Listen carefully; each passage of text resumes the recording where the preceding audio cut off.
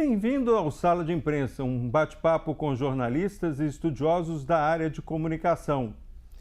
Neste programa vamos falar sobre desinformação.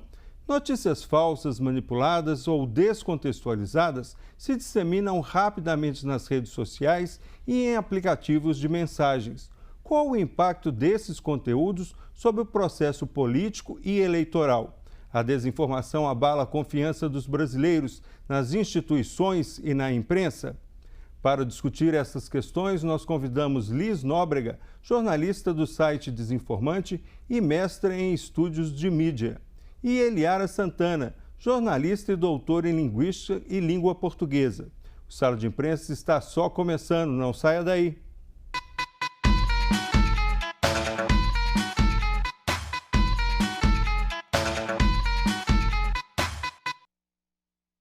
Liz e Eliara, obrigado pela participação no programa. Eu vou começar te perguntando, Liz, o que a gente pode definir como desinformação? Bom, desinformação a gente pode entender, né, que é um fenômeno novo, que a gente precisa entender que precisa do papel da internet para sua existência como fenômeno, porque, enfim, a gente sabe que a mentira sempre existiu, mas para a gente entender desinformação especificamente, a gente traz essa necessidade da internet para sua existência como fenômeno, como a gente conhece hoje, a sua desconexão com o mundo real, né, contra a verdade dos fatos, digamos assim, e também uma intenção deliberada de enganar. Quando a gente pensa em desinformação, a gente também precisa pensar um pouco em intencionalidade para não confundir até com possíveis erros que possam surgir na produção de uma informação jornalística, por exemplo. Então, seria basicamente isso. Eliara, por que hoje alguns estudiosos preferem falar em desinformação, o termo desinformação, ao invés de fake news? É um prazer estar aqui para discutir esse tema com vocês.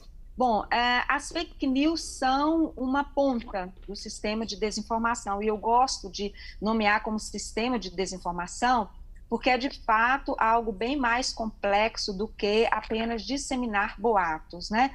Então, as fake news se enquadram ou se encaixam nesse sistema, né? Nesse sistema de desinformação que é bastante amplo e envolve vários setores, né? É um fenômeno midiático, não só de redes sociais ou de internet, tá? Eu acho que é importante esclarecer isso, é um fenômeno midiático e incorpora, então, o fenômeno das fake news. Ok, vamos ver alguns tipos de conteúdos que contribuem para o processo de desinformação. A desinformação muitas vezes acontece através da propagação de conteúdos baseados na realidade, mas usados de forma a causar danos a pessoas ou instituições. Isso pode acontecer quando o conteúdo é divulgado com um contexto falso ou manipulado. Por exemplo, alterando a fonte, local ou data da informação.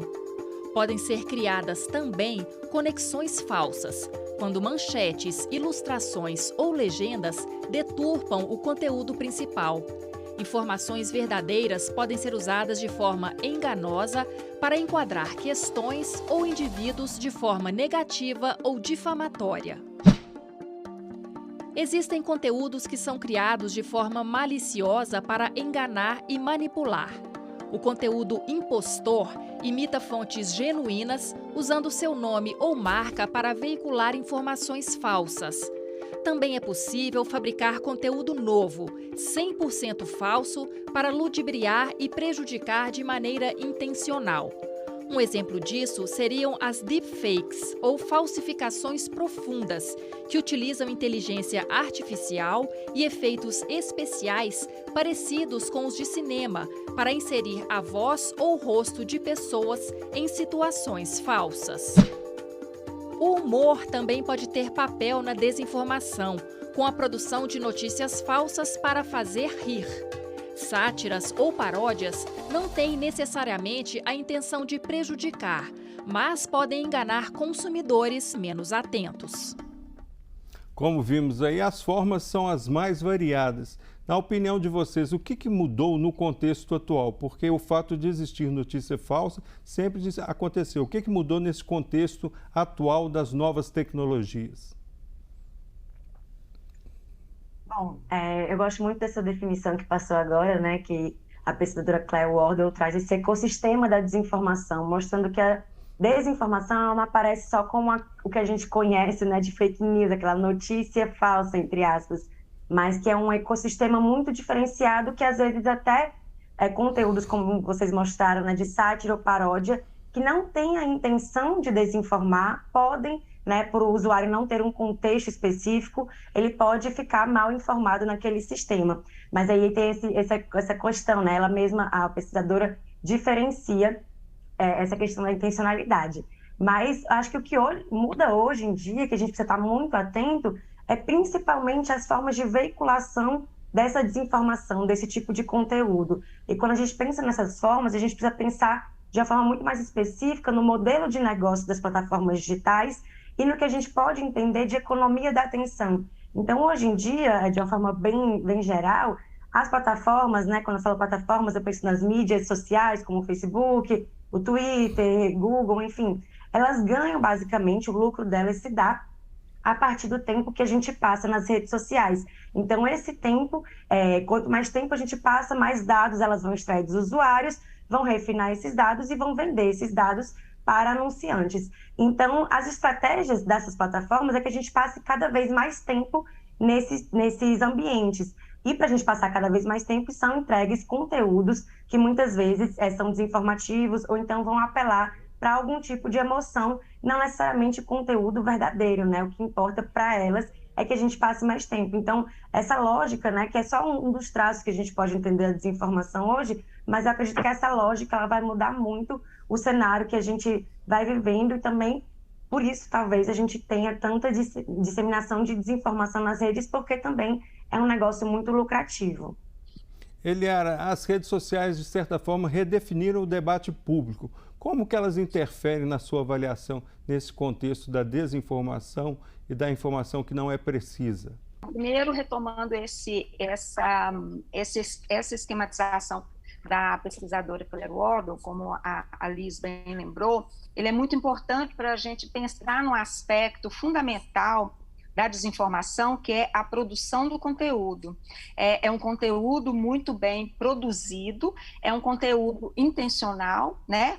Ele tem o fim de enganar, a intenção de dano, de provocar dano, de enganar, né? De fato, e é ressignificado, porque ele ressignifica aspectos do real, né? Da realidade, do dado real, a que nós não temos acesso direto, né? Então, não é um simples boato. Acho muito importante reiterar isso aqui, porque por muito tempo tratou-se de informação, né? E as fake news, aí misturando os dois conceitos, tratou-se isso como se fosse uma disseminação de conteúdo de falsidades ou de boatos, e não se trata disso, né? Eu acho que a tecnologia, que o advento, que as redes sociais trazem uma nova configuração de fato, mas a gente não pode restringir a discussão sobre desinformação à questão das redes sociais ou somente das plataformas. Os meios tradicionais, e aí por isso que eu gosto muito da ideia de um sistema, porque isso é retroalimentado, né? Eu acho que nós temos exemplos agora de alguns veículos, né? Que tem essa inserção nas redes sociais, nas plataformas, na internet, etc., mas tem também inserção nos meios tradicionais de comunicação, né? Então, a gente não pode esquecer disso quando a gente trata do tema desinformação. Por isso que é tão complexo, né? Sobretudo levando-se em conta a realidade brasileira, né? De deserto de notícia, de um país muito amplo, de acesso difícil à internet. Então, existe uma configuração aí nacional que é bastante particular para a gente entender esse fenômeno, como e por que ele se potencializa tanto aqui no Brasil. Liz, dentro desse contexto, como a informação de qualidade pode competir com esses conteúdos que a gente está chamando de conteúdos de desinformação? É bem difícil, né? Tem algumas pesquisas, por exemplo, que mostram que a desinformação ela tem 70% mais chance de ser compartilhada do que uma informação verdadeira. Então, é muito difícil, às vezes, competir com a mentira, justamente por ela ter esses traços que conectam muito com o emocional do usuário e também por causar raiva, desgosto, enfim, ela acessa muito esse campo emocional além do racional. Mas a gente tem muitas iniciativas, por exemplo, de checagem de fatos, que tentam competir, né, com a desinformação nesse sentido de realmente checar aquela informação se é verdadeira ou não, e aí disseminar isso nas redes sociais. Então, acho que a checagem de fatos é uma iniciativa muito positiva. Além disso, a gente também tem que começar a valorizar cada vez mais o jornalismo de qualidade, a informação de qualidade, para que ela tenha mais amplificação, digamos assim, nas redes sociais. Algumas das plataformas, por exemplo, elas têm algumas iniciativas que tentam valorizar o jornalismo. Então, acho que é um desafio muito grande. A gente precisa pensar em como o jornalismo ele também pode ser mais atrativo, talvez, para o usuário, e como ele pode circular de uma forma melhor, pensando na lógica das redes sociais, né? Além da lógica também dos meios de comunicação de massa. É um grande desafio justamente porque o jornalismo ele é baseado em fatos, na verdade, factual, digamos assim, dos fatos, e a desinformação, ela às vezes, muitas vezes, se baseia em alguma informação até verdadeira,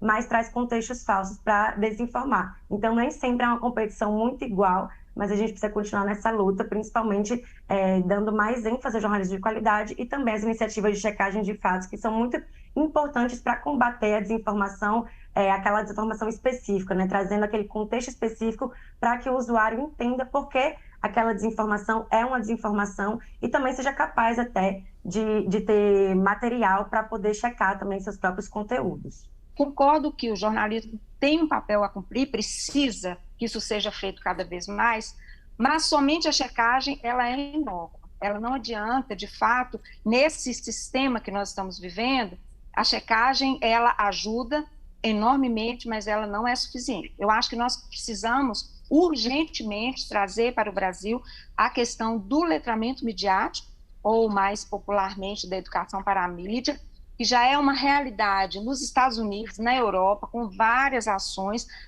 públicas, inclusive, né, e que passa por uma formação, um conjunto de ferramentas, um conceito novo, né, de educação para a mídia.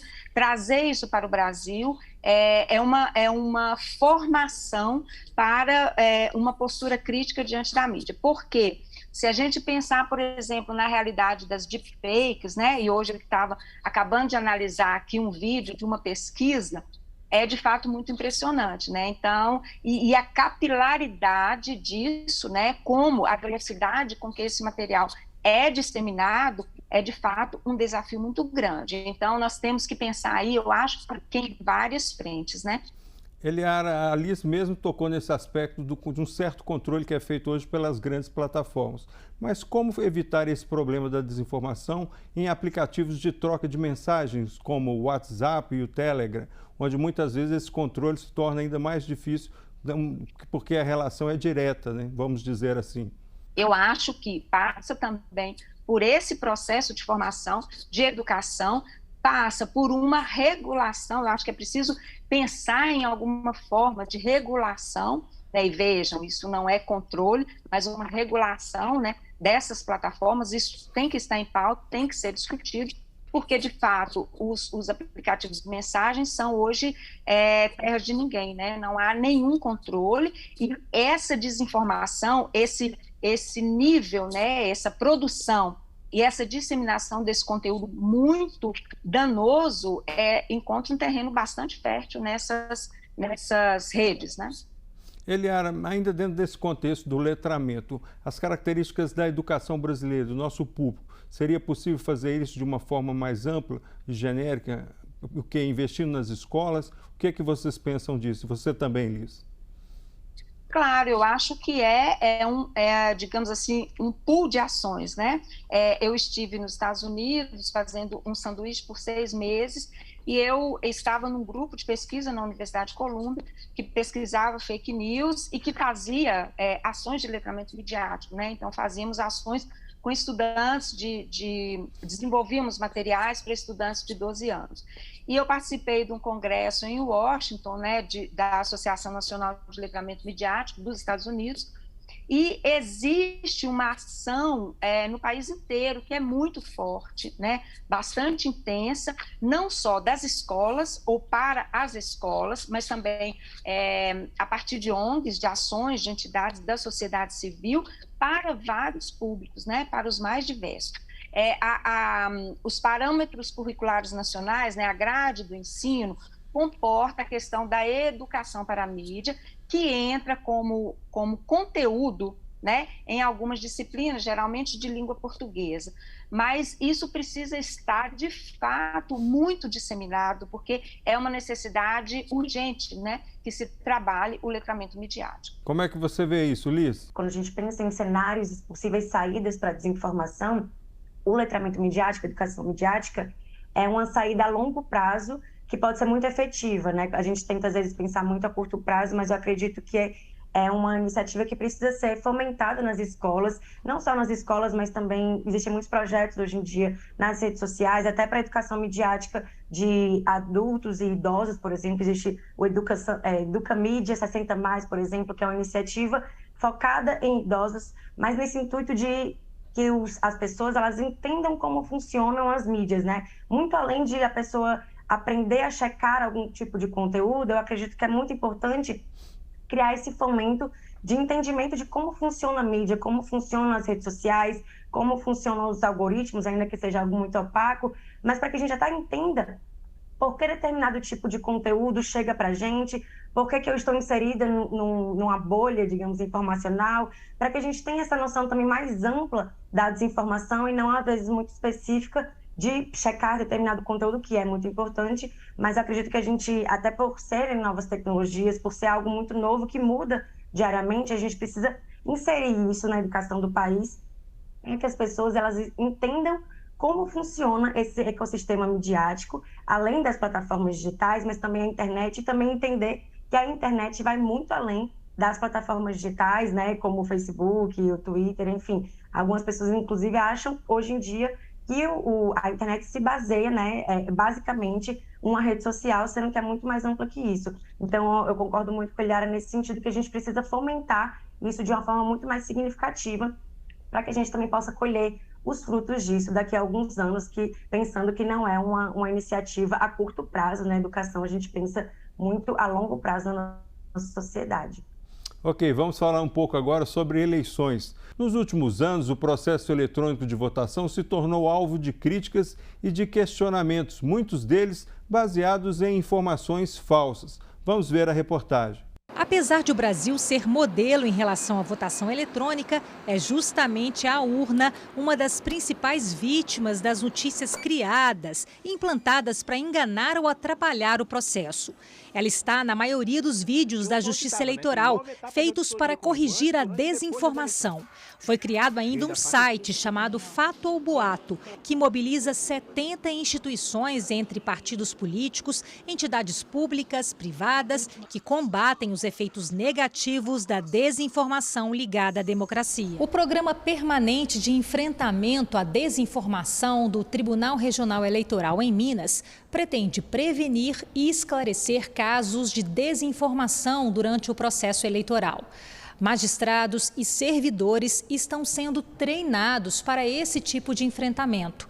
Além disso, o tribunal realiza atividades em escolas, além de campanhas educativas e também divulgação de material informativo nas redes sociais. No debate de ideias, é necessário um amadurecimento para se aceitar, às vezes, que a minha ideia não vai ser colhida pelo outro. Mas o que a gente tem focado muito é a questão da veracidade do que tem sido dito em relação ao processo eleitoral. A gente está amadurecendo e trazendo para a população cada vez mais que o nosso processo eleitoral ele é transparente e seguro.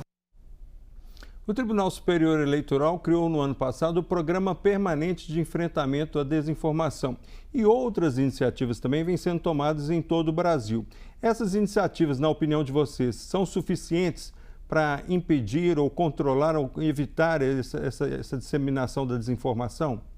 Bom, eu acho que essas iniciativas são muito importantes. O próprio Desinformante é parceiro do TSE no âmbito do Programa de Enfrentamento à Desinformação. Eu acho que é muito importante que o tribunal ele esteja aliado, né, tanto a instituições acadêmicas como da organizações da sociedade civil, nesse intuito de combater a desinformação.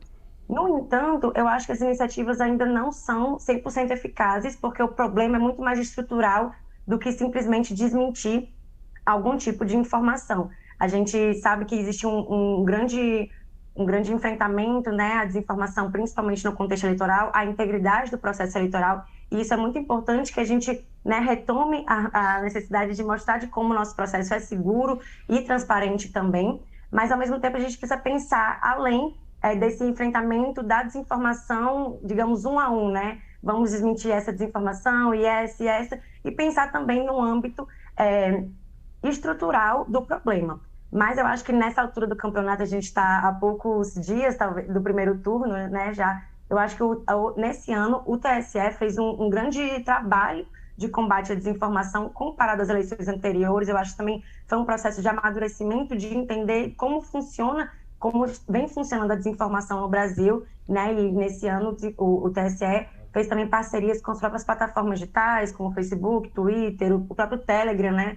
Com uma forma inédita no mundo, o TSE conseguiu fazer um acordo com o Telegram nesse combate à desinformação. Então, acredito que o tribunal ele vem se esforçando bastante nesse sentido, mas acredito que também não está muito na alçada dele algumas questões de problemas estruturais da desinformação que a gente consegue ver até, como eu já comentei antes, nos próprios modelos de negócio e plataformas, que é o que a gente discute bastante lá no Desinformante. Então, eu acredito que avançamos muito em relação a outros processos eleitorais, mas ainda talvez precisamos avançar mais, justamente por ser algumas questões que estão muito enraizadas já em determinados grupos políticos em relação à falta de proteção nas urnas eletrônicas, por exemplo. Eliara, como é que chegamos a essa situação de poluição e de caos informacional, onde até as urnas eletrônicas, que até então eram consagradas em todo o país, hoje se vê numa dúvida e se colocam até em dúvida o processo eleitoral eletrônico no Brasil? Pois bem, quando eu falo num sistema, é exatamente pensar a complexidade disso, né? Como esse sistema foi se estruturando ou sendo estruturado, quais são as várias pontas desse sistema, né, que o colocam em funcionamento, né, de fato. Então, você questionou, né, anteriormente, Alexandre, se essas iniciativas apontadas são suficientes. Elas são muito importantes, mas elas, de fato, não são suficientes, como a Alice ponderou muito bem, elas não são suficientes de forma alguma. Por quê? Nós precisamos pensar, eu acho que rapidamente, em duas questões. Primeiro, na efetividade do discurso que é produzido. Como um país que vota há tantos anos, que utiliza há tantos anos as urnas eletrônicas, como que, de repente, esse tema, esse assunto, o descrédito em relação às urnas se torna efetivo, né? Como esse discurso que está circulando por vários meios, como isso está sendo produzido, como ele é efetivo, como ele dialoga com a população para se tornar efetivo. Esse é um ponto. E esse ponto, em termos de produção de conteúdo, ele precisa ser observado, precisa ser tomado com bastante cuidado. O outro ponto é a questão do financiamento.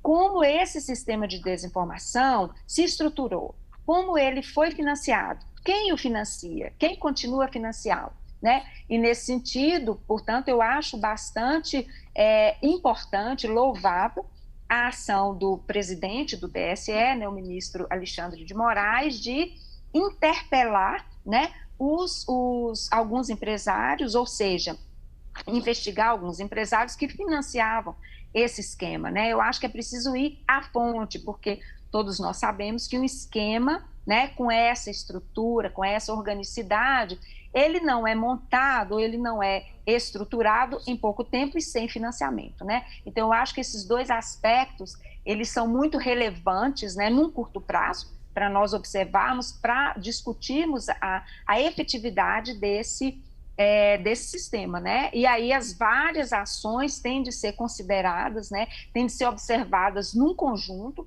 porque, de fato, o problema é muito complexo e não envolve só o advento da internet. Eu acho que é muito importante ressaltar esse ponto, porque não é só uma questão da tecnologia ou do advento da internet, a gente precisa pensar também nos meios tradicionais, a gente precisa pensar na estrutura, né, do país, na conjuntura do país, enfim, são vários aspectos aí nesse cenário bem turbulento. Infelizmente, a gente está chegando ao final do programa. Vou fazer mais uma pergunta para vocês. A polarização desse processo eleitoral e a forma como os políticos muitas vezes se colocam em relação à informação, isso contribui também para essa confusão e para o ápice da desinformação no país? Como é que você vê isso, Liz?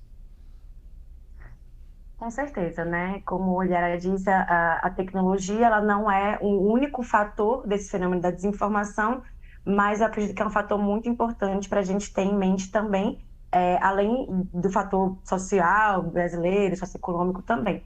Mas quando a gente pensa, como você falou, né, de polarização, a gente também precisa entender que a polarização política, ela também atua de uma forma muito significativa e influencia diretamente a polarização informativa.